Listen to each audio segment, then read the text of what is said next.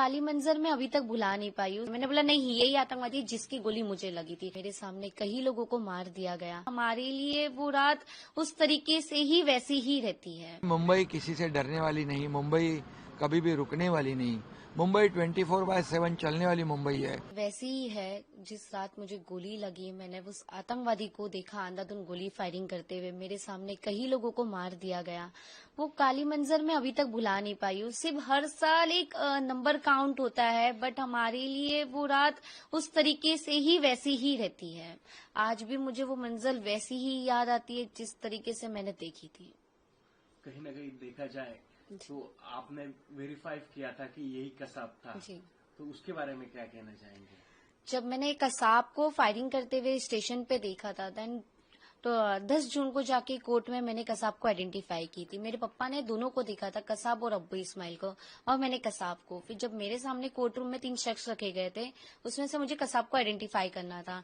जो जज साहब के साइड में फर्स्ट में बैठा था वो था आतंकवादी कसाब। मुझे काफी कंफ्यूज करने की कोशिश भी किए गए, नहीं आप ये बता रहे हो, नहीं आप वो बता रहे हो। मैंने बोला नहीं, यही आतंकवादी जिसकी गोली मुझे लगी थी। मेरे सामने कई लोगों को इसने मार दिया था और उसके चेहरे पे कोई डर नहीं था। ऐसा लग रहा था हम लोगों को मार के उसे खुशी मिल रही है। वो उस चीज को वो इंजॉय कर रहा था तभी फायरिंग करते हुए। और वो शख्स का जो शक्ल है वो आज भी मेरे जहन में वैसी ही बसी हुई है, अभी तक वो निकल नहीं पाया है। गवर्नमेंट की तरफ से कुछ प्रोमिसेस किए गए थे आपको, क्या वो फुलफिल किए गए? 17 सालों में प्रोमिसेस तो बहुत आई मुझे, और अक्सर सरकार ऐसी होती है कि भूल के भूल जाती, मतलब बोलने के बाद वो भूल जाती है। मुझे घर के लिए भी कहा गया था तो काफी टाइम लगा, बट मुझे फाइनली घर मिल गया।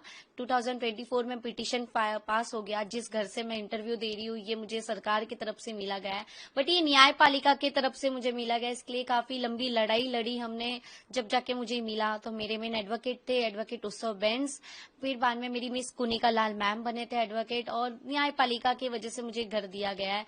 वरना अभी तक मैं सिर्फ मीडिया या सारे लोगों के पास जाके बोलते रहती थी कि मुझे घर के लिए कर दीजिए, मेरी बात को सुनो, मेरी बात को अनसुना क्यों किया जाता है। बट वो चीजें कई सालों से बस होती जा रही थी और मीडिया में सभी चीजों में बस चल रही थी, बट वो सक्सेस नहीं हो पाया था।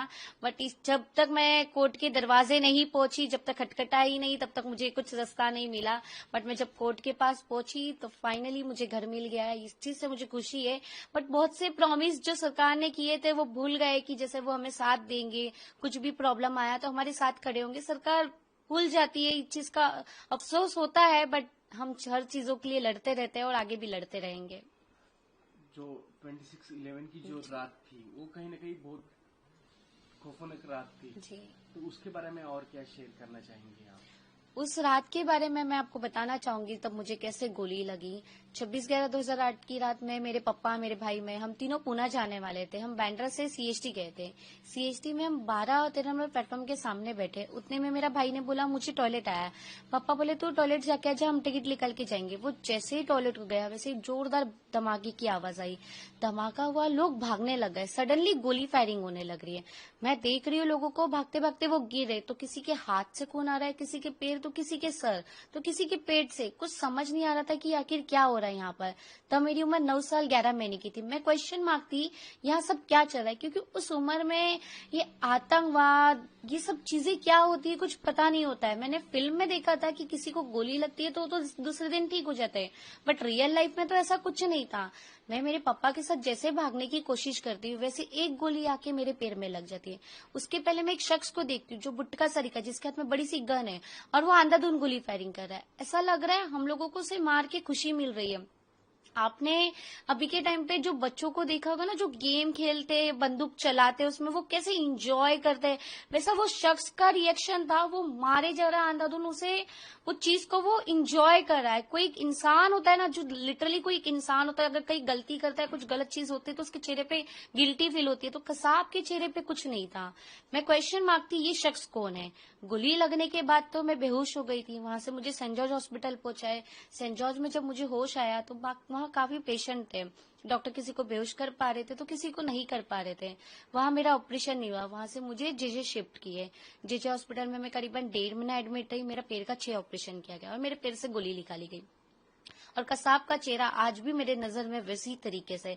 आज 17 साल हो गया 26/11 को, बट अभी भी ऐसा लगता है कि वो कल ही की बात थी। अभी मुझे जस्ट गोली लगी और उस चीज को मुझे वो याद आती है। हर सेकंड हर पल उस रात के साथ मैं जीती हूँ कि आज भी मेरे पैर में वो निशान है, वो दर्द अभी भी मेरे वैसे ही है। क्योंकि कसाब को फांसी हो गई है, जो मेन मास्टर माइंड है, जो पाकिस्तान में कसाब जैसे लोगों को पाल रहा है, जो कसाब जैसे लोगों को बना रहा है, उसे वो खत्म नहीं हुआ है। जब वो खत्म होगा तब लगेगा हाँ कि मुझे पूरा इंसाफ मिला है। 26/11 मुंबई पर जो कसाब ने अटैक किया था वो काला दिन है और इसमें शहीद हुए हमारे पुलिस जवान से अपने हमारे एनएसजी कमांडो उनको मैं विनम्र अभिवादन करता हूं। और जो निरपराध जो मुंबई कसूर जो बेकसूर लोग वो उसमें मारे गए उनको श्रद्धांजलि अर्पित करता हूं। और मैं इतना ही कहूंगा कि मुंबई किसी से डरने वाली नहीं, मुंबई कभी भी रुकने वाली नहीं। मुंबई 24/7 चलने वाली मुंबई है। इसलिए यह पाकिस्तान के नापाक इरादे कभी भी कामयाब नहीं होंगे।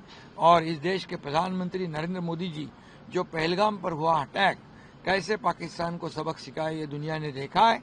और इसलिए मैं इतना ही कहूंगा कि पाकिस्तान ये जुर्रत ना करे हिंदुस्तान के ऊपर आंख उठाकर देखने की, क्योंकि अभी नया भारत है, घुसकर मारने वाला भारत।